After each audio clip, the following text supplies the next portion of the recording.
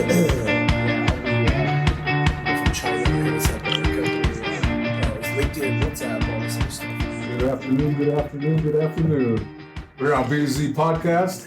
I'm excited today. You excited today, B? I am very excited. We're out here in Temecula, California, 78 degrees at Captain Tattoo. It's our first field trip for the podcast. It's very exciting. I got one of my buddies, Spike Moore, tattooer for over 20 years, shop owner, and also owns a supply company. He's currently the owner and tattooing at Captain Tattoo in Temecula, and he's the CEO of his supply company. Barely. Yeah. With that great intro, is there anything else you'd like to throw in there? Oh, no, I'm good. I think that's enough. The rest will speak for itself, I'm sure. Oh, yeah. So, how you doing today, man? Good. Just getting back from a convention, as usual. It's convention season, so yeah. That was in Arizona this time? No, this one was El Centro. El Centro, okay. Imperial Valley, yeah. Good tacos. Right on. Yeah. How's that? Nice Mexican people. And It's the 100 convention went degrees all great? the time. It was good. Yeah, it's a small show, but it's quality. Quality over quantity. Would you say each convention has a different vibe? Absolutely. Yeah. Okay. Much like each tattoo shop has its own vibe. Mm-hmm. Yeah. Some are cool, some are not cool, some are, business, some are homie hangs. Like, remember Muse Inc? Yeah. No one made money in Muse Inc. Everyone went there to do cocaine and hang out and fucking wait for no effects to play. Yeah. I went to one music. That was my first convention. And I remember the rapper, he was mad dogging me. Yeah. I was like, By someone, like him. You Huh? look like by him. someone popular. Yeah, you like so I don't know, man. Yeah, I don't know. I'm with Spooky, Yeah. And Spooky look crazy, so I'm in good company. I'm around my brothers and stuff, but he's dogging. I'm like, yeah, he doesn't know. I'll have people jumping out of booths ready to defend me and shit. Anyways, Did you win any awards out there? I won one, yes. Okay. Yeah. What category was that? Large color. Nice. Yeah. Yep. We were talking about it a little earlier. That was a big back piece. Oh, yeah, back piece. Yeah. Japanese. Yes, correct. Yep. What would you say? What's your strong point? What's your art that you fuck with the most? Well, I mean, honestly, when people ask what I do, I tell them I tattoo. Yeah. I'm a jack of all trades, master of none. But if I had to say, my focus would be on tattoos that look like tattoos. So like American traditional, Japanese traditional, anything that's just kind of bold, strong, colorful usually. I mean, I do black and gray too, but I'm more known for color. I see you rolling out the back pieces lately. Yeah, try to build a legacy. I mean, at some point in time, all these little tattoos are cool and they pay the bills, but they don't, they don't cement you as like a who's who tattooer or whatever. I'm just trying to do stuff that's bigger.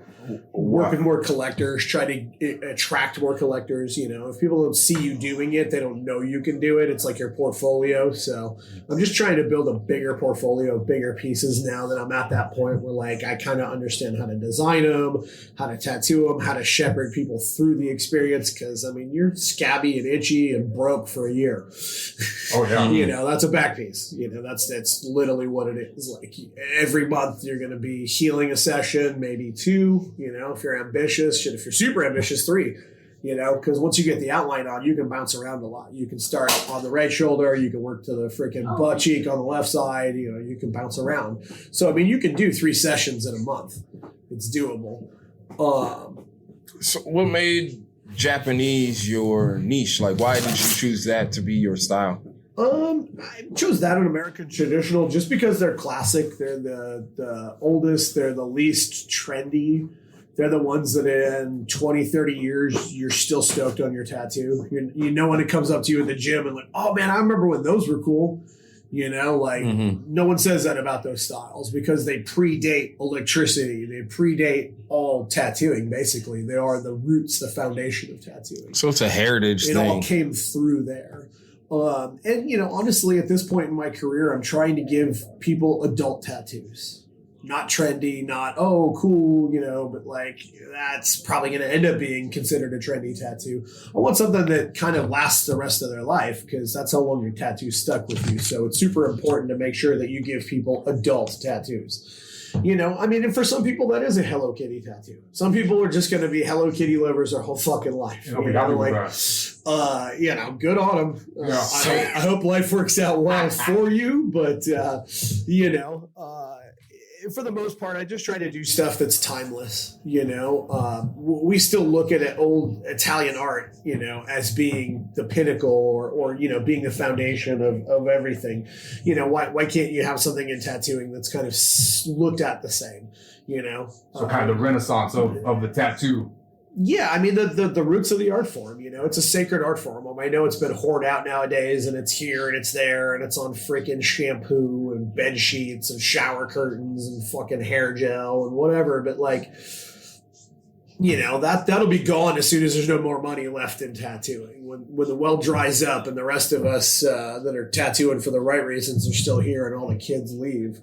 On to the next trend, you know, oh, I'm going to own a smoke shop or, you know, whatever the next thing is, you know, oh, AI, I support this AI. I told it everything I know about art or whatever. Mm-hmm. You know, we'll still be here doing it, you know, because those of us who love it for the right reasons. So. Kind of like skateboarding, right? Like the OG skate. Yeah, before P-Rod made everything P-Rod, and everybody tried to tray flip like him and wear Nikes like him. And and everybody lost style. Because they were all just trying to imitate one dude's style. Yeah, basically. Yeah. Or punk rock or surfing or any of those things that have kind of become super fucking popular. They're at the Olympics now. Real people don't give a shit about that, dude. I think a lot of your interest as far as hip hop and the style of hip hop, history in tattooing are all tailored to that core heritage, to the value of what it is that you really like. And that's one thing that I just kind of put together right now. Like, he likes backpack hip hop, you know what I mean? Core, where it's spitting bars and stuff like that. Because I was trying to figure a way to bring a hip hop into this. Well, the lyrical content is the important part. The beat is the second part. I know there was a point there in the late 90s, early 2000s where the producers got more popular than the rappers. Mm-hmm. You know? DJ Khaled!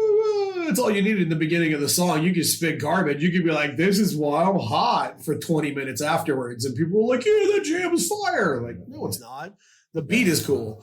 You know, the lyrics are dog shit. Like, my kid could write that. Speaking to the core of what it is that he's interested in. You know what I mean? He's always core value with the things. He goes hard. You know what I mean? So was that what got you into it? Was the history of tattooing? Or you just, what'd you think? You just want to make money? Outlaw shit. Okay. I'm from the Midwest, so people didn't have tattoos. Now they show Minnesota, right? Yeah, Minnesota, Wisconsin is where I was born and raised. So, you know, the first person I ever met that had a tattoo was this crazy ass old lesbian lady named Vera. And she kind of looked more like a dude than a chick. It was funny. But, like, she's the only person I ever knew that had a tattoo. For the first probably 15 years of my life, 20 years of my life, I'd never met anybody else with a tattoo. She was the only person I ever saw with a tattoo. So it's like a social prior a little bit. People, it's the Bible belt. Getting it. Yeah, it's the Bible Belt for a reason. Yeah. So, I mean, it was kind of if you wanted to stick a middle finger up to the world, that was the way to do it. Get a tattoo. Yeah. That was the way to drop out and be like, I don't give a shit about anything, anyone, like, fuck you, fuck the world, like, you know, I'm a punk rocker for real, like, get a tattoo. You know, out here in California, people have always had tattoos, you know, I mean, that attitude was probably prevalent in like the 40s and 50s out here. You know, it was probably the same. People kind of hid their tattoos if they had them. Only a certain group of people or class of people had them. You know, if you got one, you were one of those like, fuck the world people. Yeah. You know, but that changed pretty quickly out here, way faster than the Midwest. The Midwest is always 20, 30 years behind. I mean, it's a little faster now with Instagram, TikTok, all these things kind of making it obvious as to what the new thing is. But back, you know, 90s, 80s, 90s, that was not the case. We were far behind, you know. So what came first for you? Getting a tattoo or getting involved in tattooing? Getting a tattoo. Getting a tattoo. That's what. Yeah. So I grew up looking at Trans World and Thrasher and, like, you know, seeing the punk rock, you know, and then MTV came out, you know, and like everybody that was cool had a tattoo. That's right. You know, all the cool rockers, all the cool like skaters, all the people that kind of like had their own thing going on, had their own style. they were tattooed, you know, maybe not heavily, you know, I mean, there was only, I mean, it was like a couple of guitarists and bands back then that even had full sleeves, you know, like it was something to have a sleeve. When we'd see somebody with a sleeve in the Midwest, it was like, whoa, cross the street, don't look him in the eye, like he might be a bad motherfucker, right? You know, like don't fuck with that guy. He's somebody, like he's a real one, you know, like nowadays, oh, what does your sleeve mean? Grandmas come up and ask, oh, where'd you get that done? My son. Oh my God. So where ridiculous. Was not to cut you off, but where was that transition for you? Now that you're creating a legacy, was it starting the shop? So what happened is I got my first tattoo at a shop. Okay. It was a satellite shop of Don Nolan, who I later found out is a super famous, super influential tattooer. At the time, I had no fucking clue. I was clueless. I was just like, tattoos are cool. When I turn 18, I want to get one. Come to find out, I waited until I was 20 to get my first tattoo. But, you know, I was busy doing other shit. I was poor and, you know, I was in between getting kicked out of my house and back in. And, you know, life was kind of weird at that time in my life. So I didn't get one right away. But when I was 20, I went and got my first tattoo. And I just thought, man, this is the coolest fucking experience ever. Like, this is wow. Like, dude, this is everything I wanted it to be. The shop's scary. It's dangerous. The art is cool. The people are cooler, you know, like they were gods, they were wizards. We'd walk into a tattoo shop in the 90s in the Midwest, dude, like you'd say the wrong thing, they might chase your ass out of there with a gun, knife, baseball bat, or fists. Like, you know, it was a real thing. It was a real place. Like things were heavy back then. There weren't shops. I had to drive 50 miles to find a shop. If you could fucking believe that. You can't walk 50 feet without hitting one. Now they're like herpes. California. Yeah, they're like herpes. They're popping up everywhere. Yeah. Oh, there's another one. Crap. Here we go. You know, but it's a completely different world I grew up in, you know, tattoo wise. So I got a tattoo 2 weeks, 3 weeks later, a month later, I don't know, I went back for another one. Oh, you were hooked? Yeah. Oh, yeah. Once I got over the like, okay, you know, because I was scared of needles going into it. Like I think a lot of people are, you know. Right? Yeah. It's a huge phobia, you know. Yeah. Once I got over like, oh, they're, you know, it sucks, but it's not that bad. Like you can deal with it. There's worse things in life. I was hooked, man. I was hanging out in the shop all the time, you know. Like, oh, I got 3 tattoos in my first year, you know, which you know, back then was kind of a big deal. Yeah, banged them right out. Yeah, most people kind of get one, and you know, a year later they get another one. Like, no, I was hooked right away. I started drawing tattoos in my notebook, like, oh, cool stuff. You know, it was garbage, but I didn't really think about it.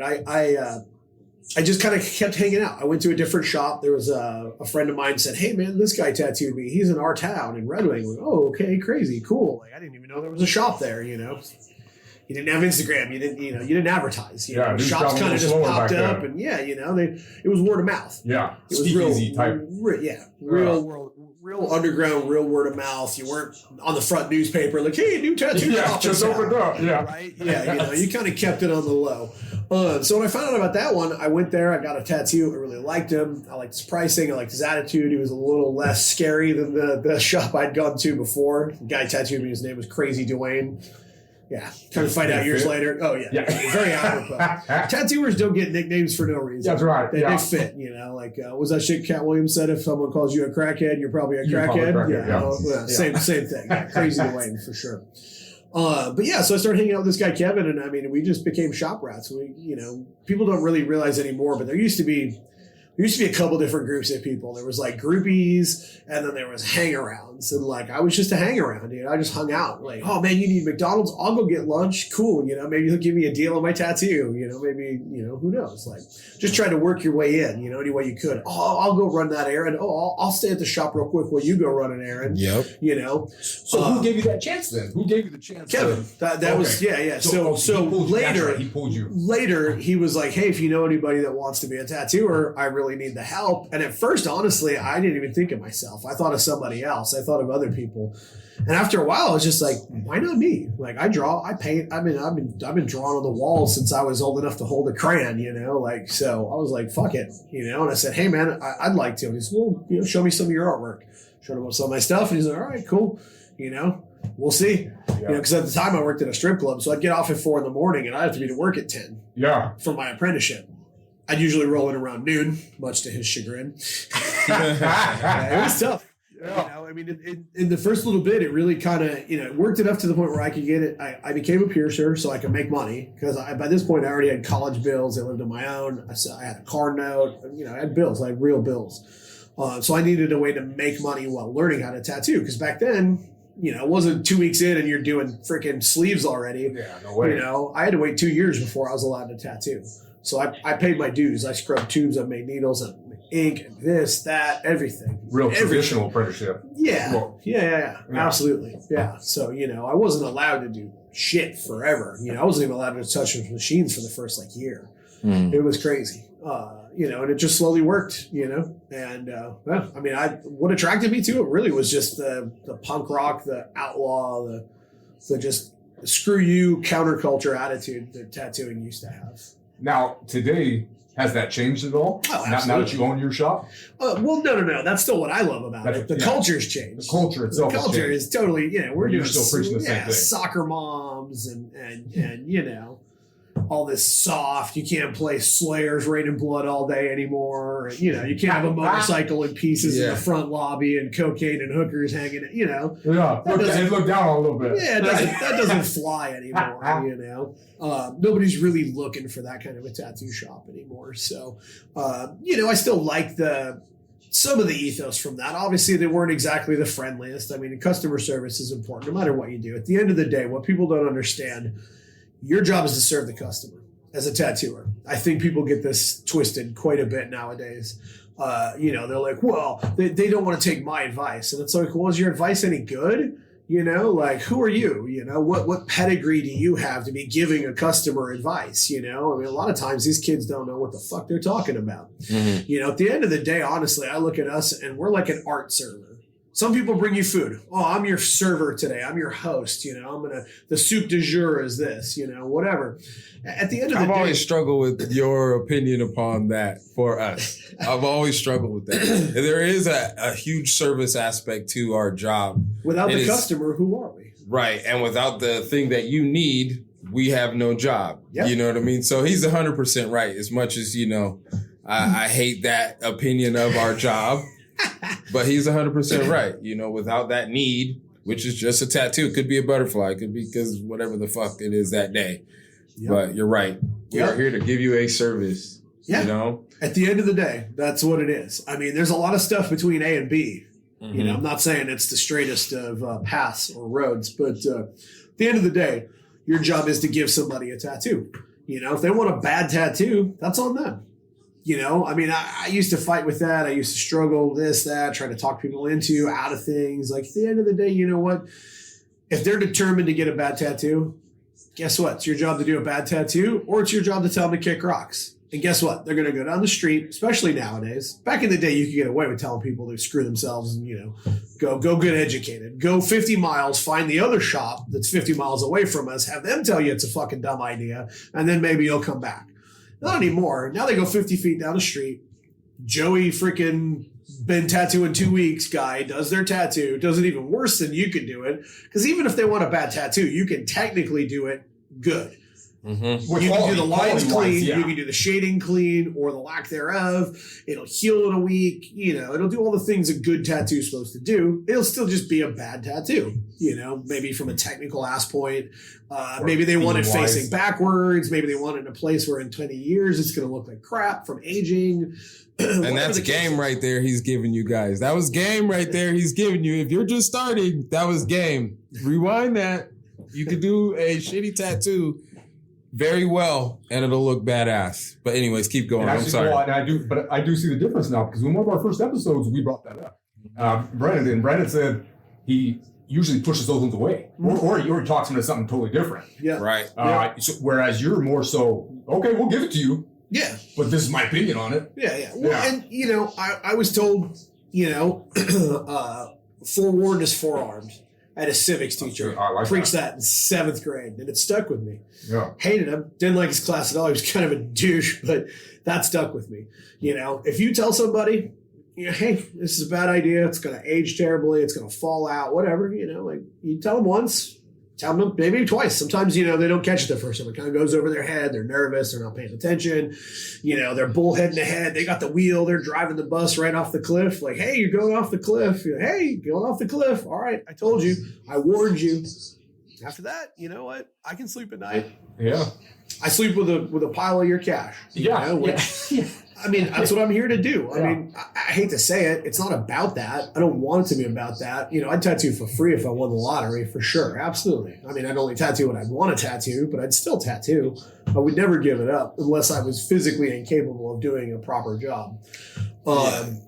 As far as tattooing what you want to tattoo, too, I remember being in a shop with a lot of artists, and I was tripping on one dude, Mike. He just kept doing gangster shit. Everything was dope as fuck. And I was like, bro, like, who the fuck are you getting these people from? Like, where are they coming from? He's like, no, like, I just changed the idea. I just changed the design. And that tailored what kind of tattoos people were, bringing in, like, so when people were reaching out for him, it was all within this specific genre. If you just give them what the fuck they want, yes, sometimes it is that. But if you just give them what they want, then you are limiting yourself. I did it for years, just kind of, just being a walk-in artist and not necessarily being invested in the art like I should be, or refining it and putting my own stamp on it. Right. Well, what you show people is what they ask for. Right. The only thing you can do, what you show them. So have you noticed that here? Because I see a lot of badass American traditional, neo-traditional. So people come in here and they want what's on the walls, right? Sometimes. I mean, still people come in for other stuff, and we do it. We just don't promote. Mm-hmm. We don't. What people don't understand is, like, my Instagram is not real busy, and it's because I do everything. I mean, maybe I do a black and gray piece. Is it as awesome as Tommy Montoya's? No. But, Does that speak to longevity within tattooing? You have almost double my experience. And sometimes I'm like, man, like, how am I going to do this for another? Like, how do you keep that longevity? How do you stay relevant? Well, that's it. You got to do whatever the new trend is. As much as you might hate it, as much as it's trendy and you don't want to give your clients trendy stuff. Warcott told me a long time ago that Aaron Kane pulled him aside once and said, hey, man, it's a young man's game. Get it while you can. Younger kids are more, look at it now. Instagram. When Instagram came out, the young kids were into it. TikTok came out, the young kids were into it. The people my age in tattooing are like, oh, I don't need that crap. Now they're all, the algorithm and this and that. They're all trying to figure it out, because they realize if you don't stay with what's popular, that's your free advertisement right there. Yeah, there's a lot of pros, but there is a lot of there is. You got to learn how to use it. Well, that's life. Yin and yang. There's always two sides to every coin. There has to be. There's no one-sided coin in life. How do you promote? So outside of tattooing, you got your family life. How do you lack thereof, more like it? Well, how does that? How do you promote the longevity in that direction? So longevity honestly boils down to just being willing to tattoo. A lot of people I know are like, oh, I don't do the Pinterest tattoos, and it's like, okay, well, there goes half your business. Right now, let's be honest, that's about half of what people want. Let's say, what's the average? About 30% of Americans have one tattoo, 20-ish to ish or so have multiple. So okay, look at it that way. Then go, how many percent of those people have like some little trendy thing? They show it on your phone. Oh, look at this. I got this little idea I want to do. I mean, granted, does it fulfill the art side of your life? Like, oh, I want to desire to build a legacy and all this. No, it doesn't. But it fills your coffers, That's right. And those people can turn into good clients. I've had plenty of people get like I've turned Friday the 13th clients into leg sleeves. Nice. It's totally doable. You have to be willing to take the time and the investment and show people like, look, man, I can do this little $20 banger for you, but here's what I could do. Here's what else I can do. Here's what you could have. Here's who you could be. I feel like I've met a lot of people who have awesome tattoos. I've been like, oh man, that tattoo is really cool. Who did it? And they're kind of upset. They're like, oh, so-and-so down the street did it, whatever. Not to bring up any names or whatever, but I've met a lot of people who have awesome tattoos and they fucking hate them. Really? It's not what they wanted. Yeah. The artist took it, said, oh, okay, you want a wolf. Okay, cool. Well, I'm going to do my style wolf. I'm not going to listen to anything you have to say because all I do is me. And I feel like there's a lot of that in tattooing. There's a lot of this entitled art ego. I mean, they kind of all go hand in hand. I've never met an artist that didn't have a fucking ego. I mean, that's it's based on that.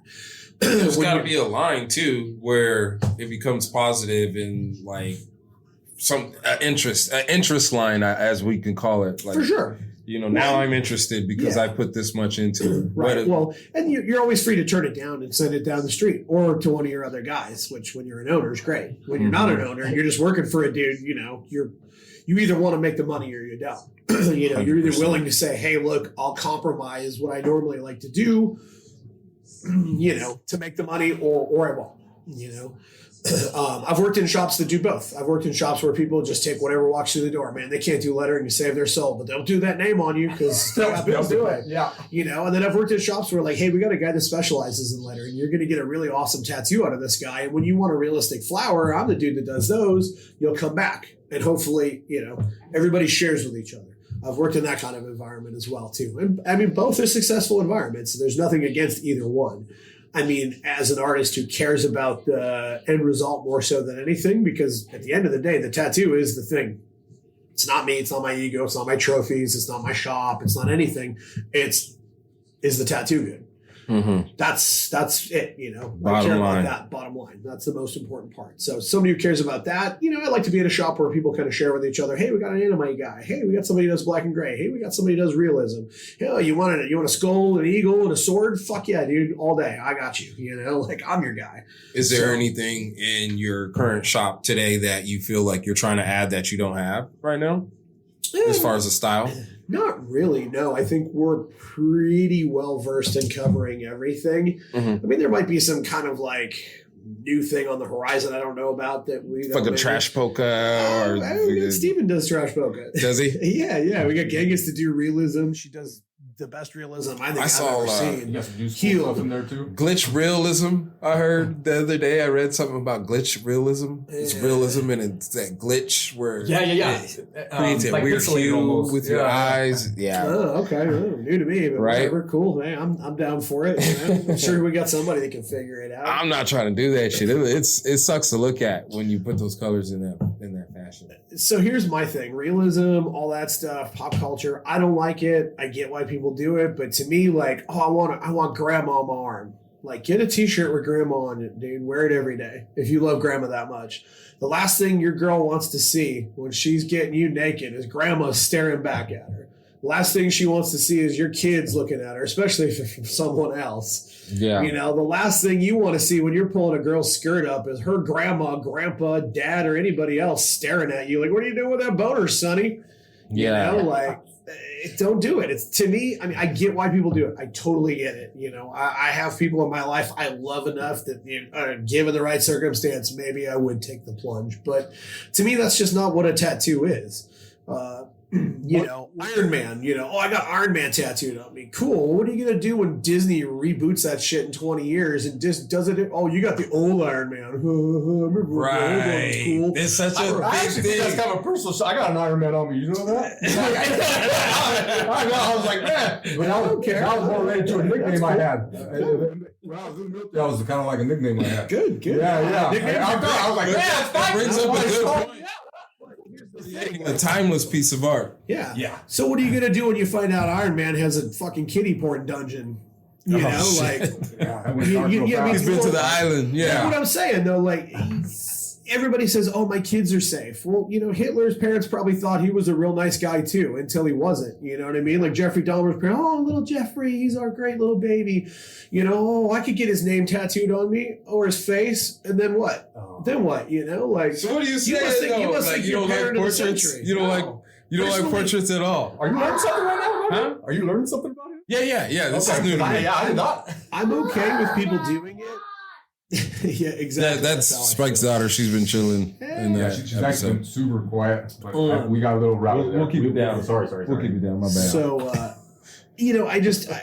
I get why people do them. I think that it's amazing that people can do them to the quality they can do them. It's fucking unreal. It looks like a photo, I just don't agree with the reason for getting it. I think it's better served as a poster. You like Iron Man? Get the t-shirt, dude. They make a million different t-shirts of Iron Man. They got the special edition Nikes in that same color, everything. You know what I mean? But don't put it in your skin. It's not something you should carry to the grave with you. I think things need to be more important than that. Or maybe they don't. So maybe how do you feel about cultural tattoos then? Like, with that said, if you are not within the culture, should you be getting the tattoo?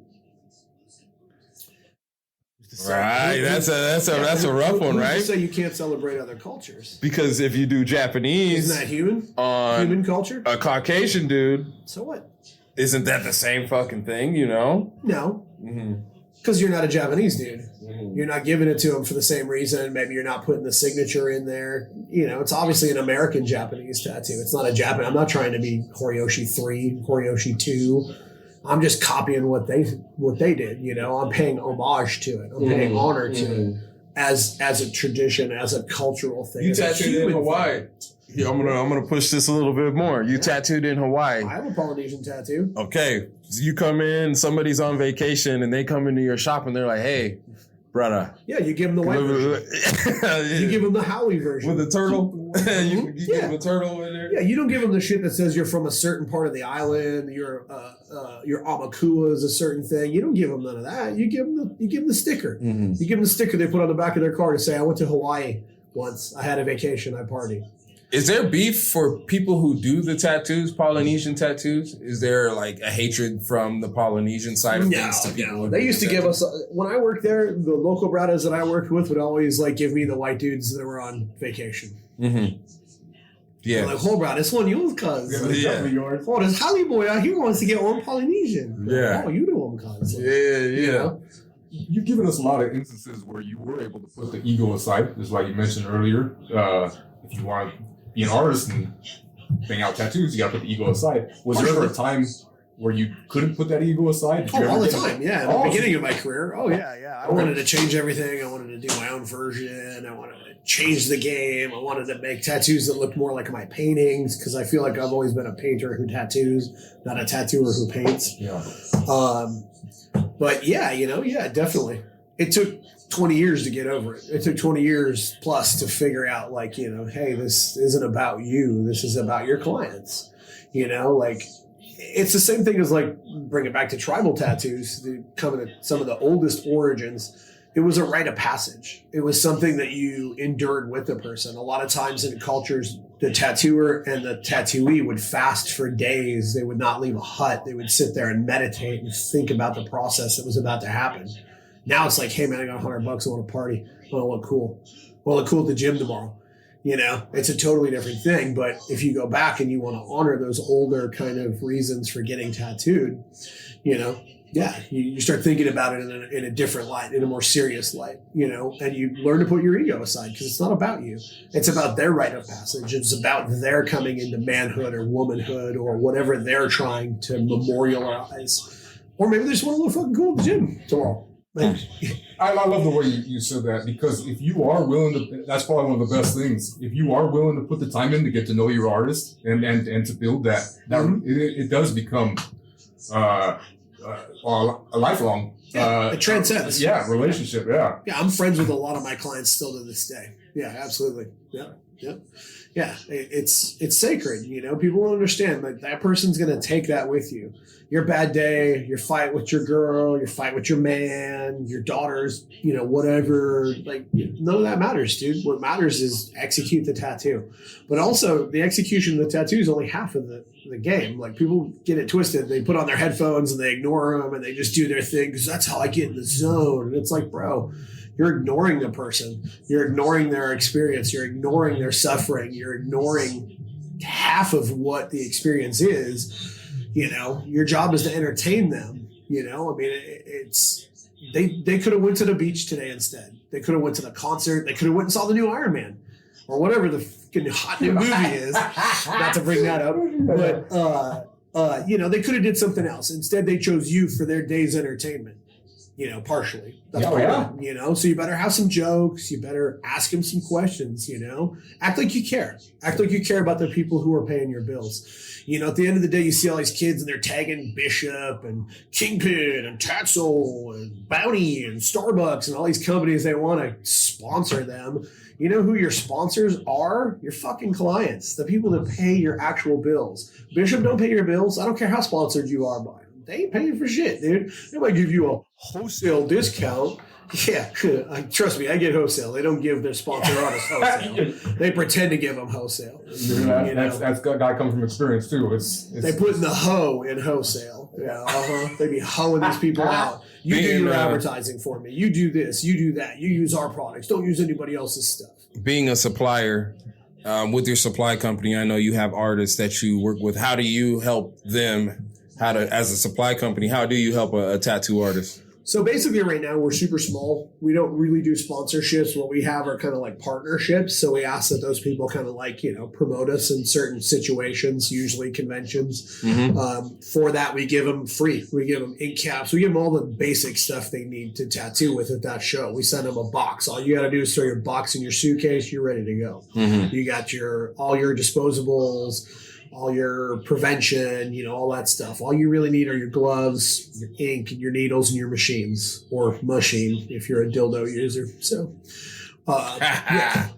Right. Yeah. So I do have a few profile questions. I do have a few profile questions that I'm going to do with all the tattoo artists and owners. Yeah. So coils or wand? I mean, both. A warrior understands all weapons of war. An artist understands all the tools of art. Now, does that mean that you should or shouldn't? I mean, it's personal preference. I mean, whatever gets the job done. At the end of the day, the quality of the tattoo is what matters. Now, if you want to take it deeper, like I do, and you want to support tattooing, then you want to buy stuff made by tattooers, right? Too short said, spend your money in the ghetto.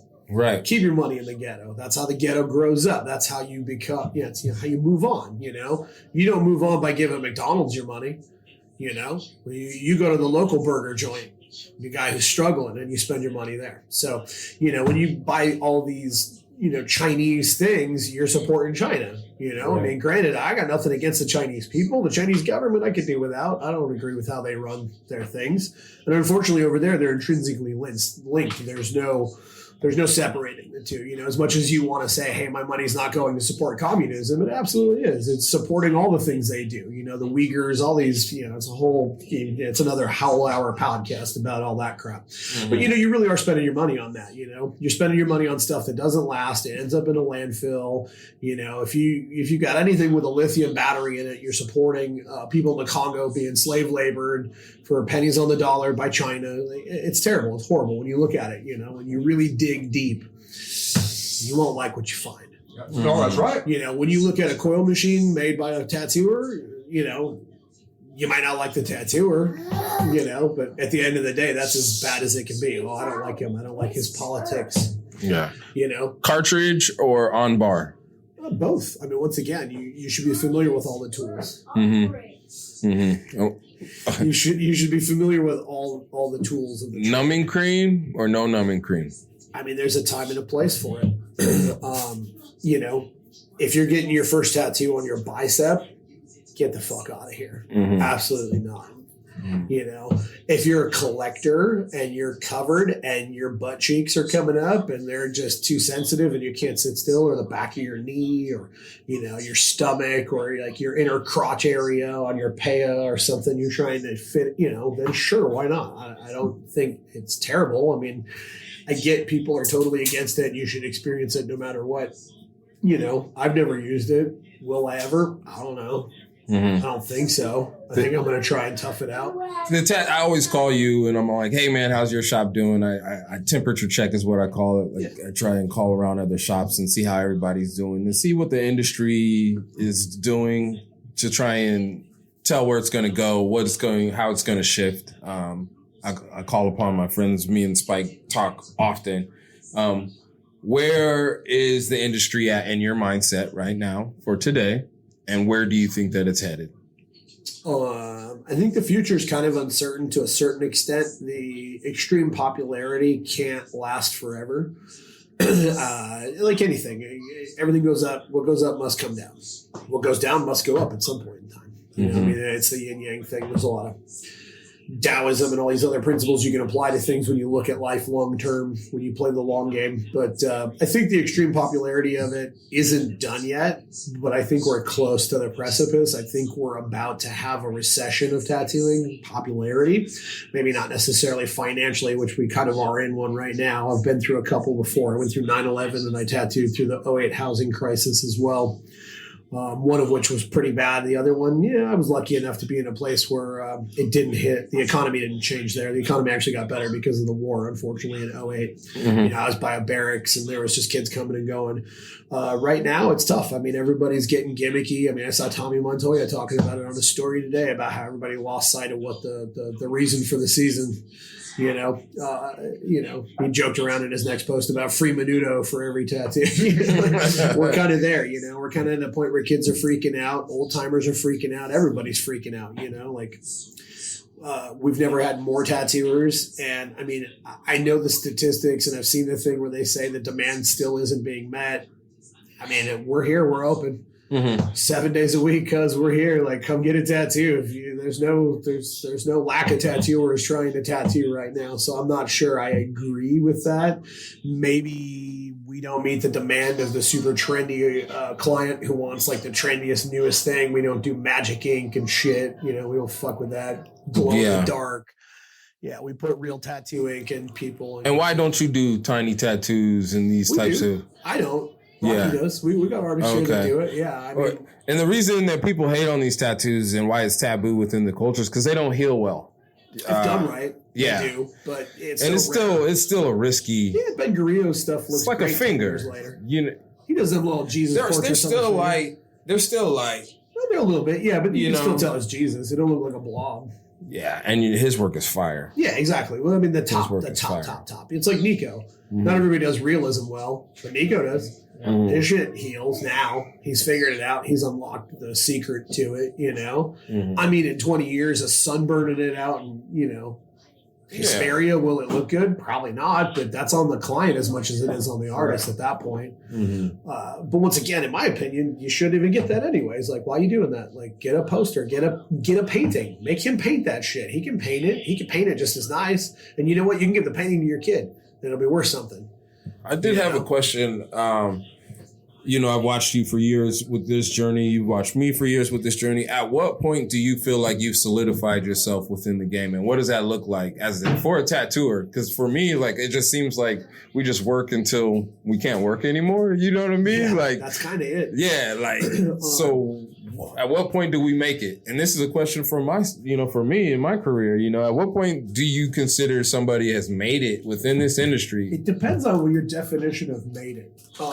Is made it like you have a ton of respect from your peers and everywhere you go, people love you. And when you post something on Instagram, people from Europe are liking it and all these like who's who tattooers like it.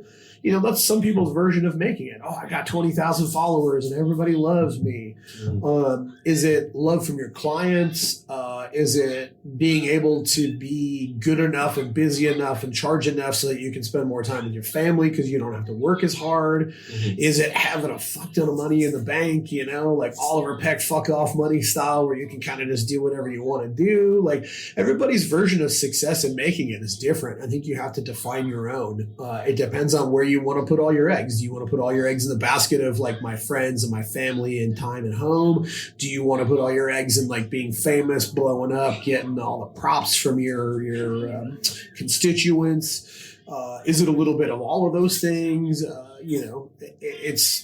You define your own version of success. I think you've made it once you've put a decade to 2 decades in. You're in. You're a tattooer. You can put on a good tattoo. By then, you should know how to treat a client. You've kind of made it. From there, you're free to control your own destiny. You're not stuck at the whims of walk-ins necessarily so much. Like, the chains kind of come off. At 10 years. They come off a little bit more at 20, and I think you're truly like they call it escape velocity. You can't be canceled, air quotes, at 30 years. I think at 30 years is really, the Japanese look at 30 years for an apprenticeship. You're fully out of your apprenticeship at 30 years. Mm-hmm. So you study under Horiyoshi 3 and the first 10 years you copy him verbatim. You're supposed to just make your shit, try to look like his as much as possible. The next 10 years you spend kind of free to change the backgrounds, or maybe you do your claws and scales a little differently. Maybe you do the beards or the horns a little differently, and you start kind of developing your own thing, and you do that for 10 years. And then once you do that, then you're free for the next 10 years to like really get past all of that, really do your own thing and really create. And then when you hit that 10-year mark at 30, then you're it. You're done. You've made it. There's a lot of different versions of making it, though. And I think we all kind of define our own. Success is what you make it. Happiness is what you make it. Some people are happy with their nose to the grindstone all day.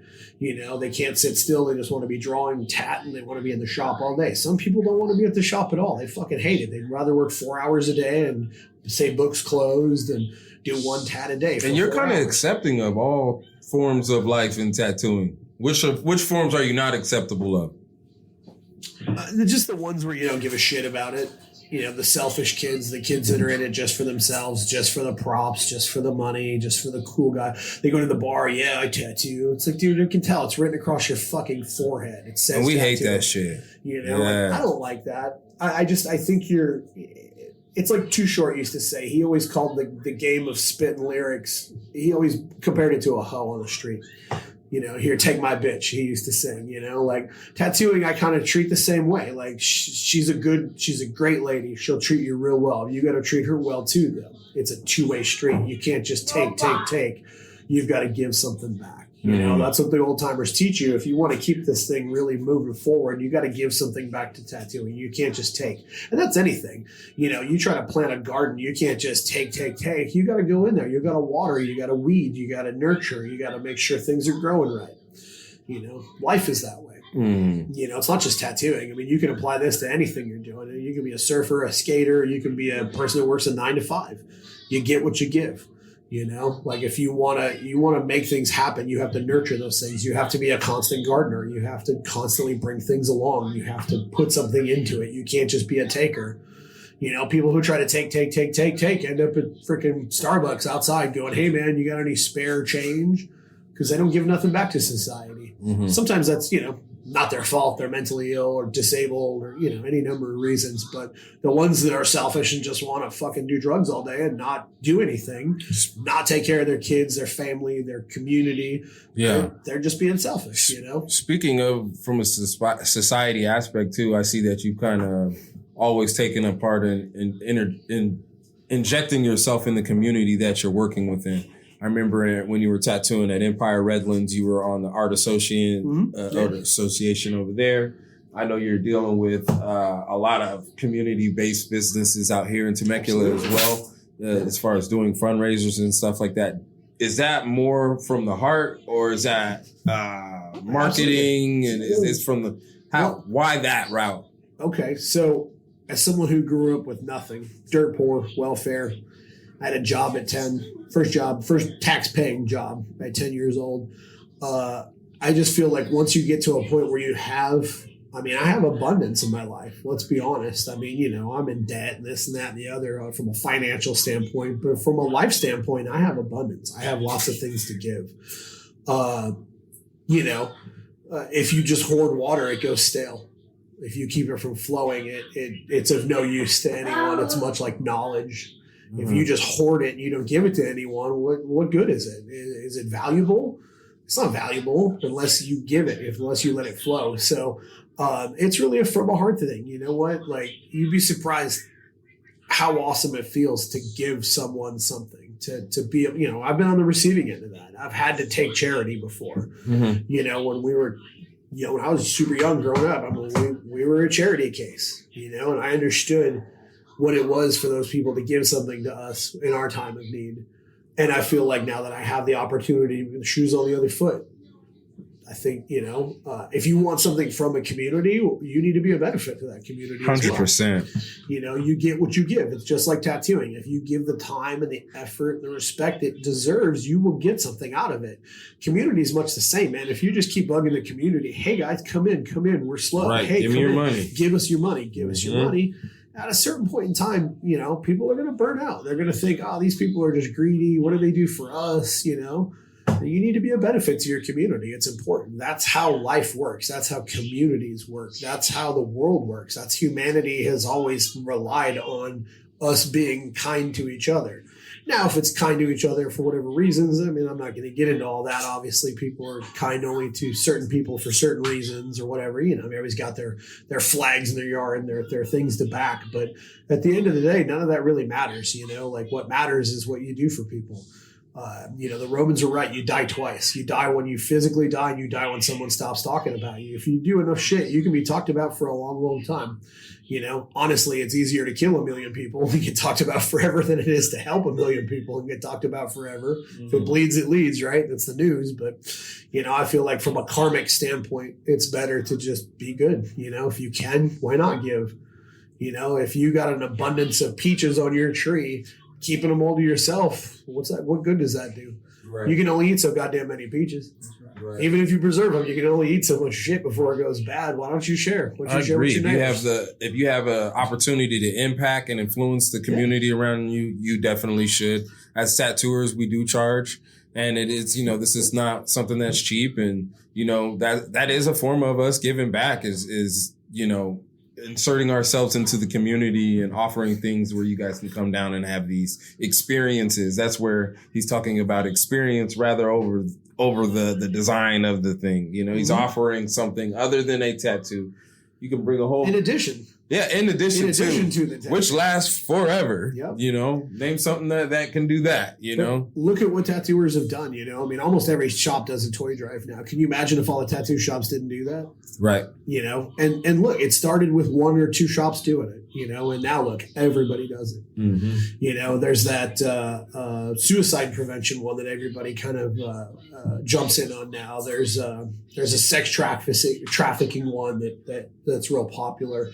There's a lot of causes tattooers get behind, and we have a huge platform. I've always explained to tattooers, they don't really understand it necessarily anymore because they're not being trained by people who actually have any real pedigree. But at the end of the day, we're the kings of the losers. As a dropout kid from, you don't need a high school diploma. You don't need shit. Like, how many things can you do in that? Like, if that's your life, if you're kind of like, I don't like to wake up early, I swear a lot, I don't have a high school education, how can you be successful in America? You can be a comedian. You can be an actor, you could be a sports star. Granted, you should be more like Kobe than the slacker dude who's just talented and kind of gets by on talent. But you there's a realm there. You could be a rock star, musician, rapper, Let me cut you off real quick. Since you're talking about bringing people on and what it is that you could be, what about your apprentices? You feel me? And I say, that sounds horrible. I say apprentices because, everybody's like, oh, you got 2. No, he had 2 at 2 different times. Clarify that for the assholes out there. I don't care. Fuck them. Right. Assholes always stink. It's a big deal to bring somebody on, right? Yeah, absolutely. What has it changed in you by apprenticing people? What does it do for the shop owner? Okay, let me get back to that in just a second. Mm-hmm. Hold that thought. Go ahead. No matter what realm you take as kind of a dropout, you can be a biker gang dude. There's a lot of ways to make it in the world, as a dropout, kind of just, outside of normal society, not 9 to 5, not suit and tie, not going to church on Sundays, no matter what church it is or whatever. But the coolest one of all of them is tattooing, and here's why. You might be Mick Jagger, but when you want to look cool, guess whose chair you got to sit in? Mine. Guess what? You got to shut up and you got to pay me, right? You're some social media, Jake Paul. Guess what? Shut up, pay me. Like, sit in my chair, do what I tell you, and pay me. That's why we're the coolest of all of those groups of slackers drop out. It's a cultural losers. Influence. Yeah. Oh, you might be Johnny Depp, but guess what? You still got to pay me. That's right. At the end of the day. So that why it's so important that we give a shit about what we do, because it is an important role that we play, it's kind of the coolest thing. Like, we are the rock stars to rock stars. There's a story of Johnny Depp and Jonathan Shaw walking down Hollywood Boulevard, and somebody comes over, oh my God. And Johnny Depp kind of like started shying away, like, I don't want to talk to this dude. And they came over and they were like, oh my God, you're Jonathan Shaw, dude. I've seen your tattoos. You're fucking awesome, blah, blah, blah, blah, blah. And wanted to talk him up the whole time. They didn't give a shit about Johnny Depp. Mm-hmm. It's a funny ass story. I've actually heard it personally from the man's mouth himself. That's cool. And that's what tattooing can be. That's how powerful and cool tattooing really can be. If it was ancient times and we were in any other culture, there would be kings and rulers, and then there's witch doctors and tattooers. We're kind of like the next down in the rung of hierarchy. That's how popular we would be. You know, I had a kapuna in Hawaii tell me about that. So there was kahunas and kapunas, and they had two different kind of roles. The kapuna is the medicine man. They do the hexes, they do the remove hexes, they do the, oh, you don't feel good here, drink this, blah, blah, blah. And he explained to me that out of their society, there's a lot of rules. If you step on the shadow of an elite, which is a ruler, you could be put to death for that. You could be seen as trying to steal their soul or something to that effect. Yeah. Don't quote me on that. I'm only as versed as a white person how they could be in the kind. But, he explained to me that like him and a tattooer are the only two people who could spill the blood of a king and live. Everyone else would be murdered. Yeah. Yep. So, you know, when you think about that, and you really think about that, and you apply that to yourself now as a tattooer, that should hit hard. That should hit home. Oh, yeah. Onto the apprentice thing, it changes a lot. I mean, to teach someone anything, you learn more. You learn while teaching, because now you have to figure out what you learned and how you do it. Obviously, there's multiple ways to do it, so you can't teach all the ways. You can only teach your way because that's the way you know, right? So you have to understand that, like, hey, you're going to need to search to other people as well to get some information, because there's more than one way to skin a cat. There's a lot of ways to tattoo. Some people hang their needles out super far. Some people don't, blah, blah, blah. No need to get into it now because this isn't an apprenticeship. But you learn a lot. You have to rethink things. You have to figure out. It's easy to do it. It's hard to explain how and why to do it. Mm-hmm. That's what you learn. You learn how to put that into words and into action, not only for yourself, but for someone else. You also have to learn how people learn. Are they visual learners? Do they learn best by reading? Do they learn a little bit of both?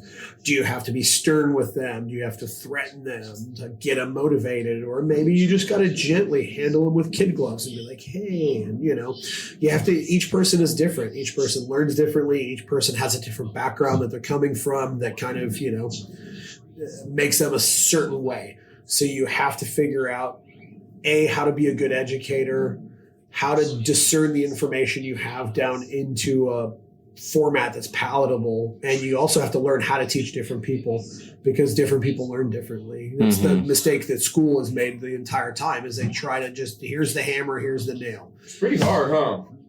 It's the hardest thing you'll ever do as a person. Hard. Yeah, is to try and teach. Well, because then, you know, their legacy and your legacy are intertwined, you know? I mean, it's like having a child. It's the same as having a child in a way. You know, if they're cool, then good on you. Oh, you did good. If they're a piece of shit, oh man, they must be a bad dad or a bad mom. Or, yeah, exactly. You know, and tattooing does keep a ledger. You know, the people who matter, the people who really give a shit, you know, they pay attention to these kind of things. They might not say nothing. They might lay back in the cut and watch you just fuck up and teach 20 people and, you know, whore out tattooing, and, you know, but people like me, you know, we pay attention, we watch, we see what your apprentices are doing. We see the fucking 2 years later, they got a private studio and they're doing $20 tattoos all week and $60 an hour. And, you know, we see all that shit. You know, I'm just not trying to be part of that. It took me 22 years before I even said yes to anybody. The first person I took on is a lady named Susie. She was already tattooing. I mean, she was already like pretty damn good. I was blown away with the stuff she was able to do with zero help, zero training, just what she could see on YouTube and an Amazon tattoo machine. She had all the talent. And the other person I've decided to take on is a kid named Tanner, and he was already a tattooer. He just wasn't doing it. You know, I mean, you know, the attitude, the background, the drive, the ambition, you know, he had all young, of fresh it. guy. Yeah. He had all of it. He just wasn't actually tattooing every day yet. But he was already there. I mean, I saw a mirror when I saw him. I was like, oh, that's me. Yeah, he be talking that shit too. You know, like that was me. I was that kid. I just needed somebody to give me the opportunity, hold my hand and teach me, you know? So, yeah. Right. And I feel like we're at a point now where all the people who are worth a shit as a tattooer don't want to work for somebody. You know, everybody wants to be the boss now. everybody's fucking Rick Ross. I'm the boss. Like, dudes with 20 years don't want to work for nobody. And when they do, they shit and bitch and complain and they moan and they don't want to do Pinterest tattoos. And I feel like a lot of owners have kind of given up on trying to find good tattooers and assemble a good team and have decided to make a good team.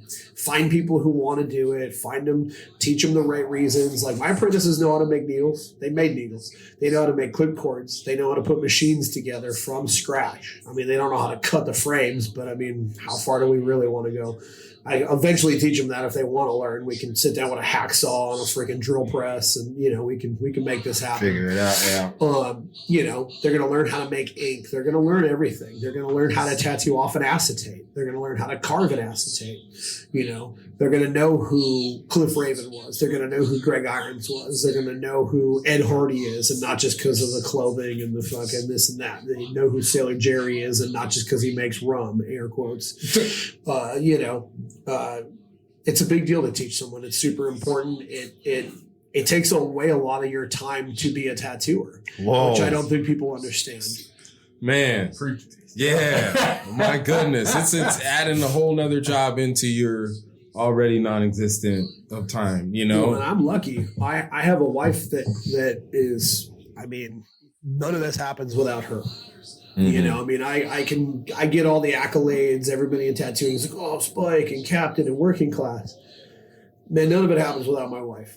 That's our ace in the hole as businesses is I have a partner in it who is extremely knowledgeable in a lot of things that most tattooers aren't. Some tattooers might have the ability, but they don't have the time because you got to be a tattooer full time. I get to have her help with putting together events, help with all the business side of things, making sure we're legal, legit, T's are crossed, I's are dotted, she keeps me in line. I'm the balloon, she's the string, she kind of keeps me in check and holds me accountable, and I don't think a lot of shops have that. A lot of owners don't have that. It's a huge advantage to have. I enjoy her. And she doesn't get enough credit for the hard work she does behind the scenes. She's kind of the Wizard of Oz. Don't look behind the curtain. I wish people would because they'd see how hard she works. In addition, I can't take credit for any of this outright because I didn't do any of it. I can take credit for my tattoos, sure, because I do them. She helps. When I got questions, I show her, hey, what do you think? Because she looks at it from a client's perspective. I don't always see that. A lot of tattooers don't always see that. It's hard. You get caught up and you get caught doing you. I just want to make it tratty and this and that. And she'll be like, why'd you do the hair like that? Oh crap, I don't know. Women look at things that way.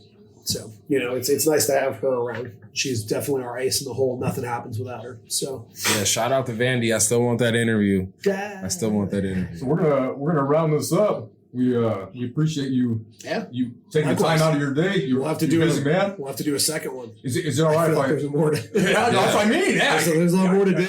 I honestly I hate cutting you off right now. But I'm gonna throw a couple quotes at you. Yeah.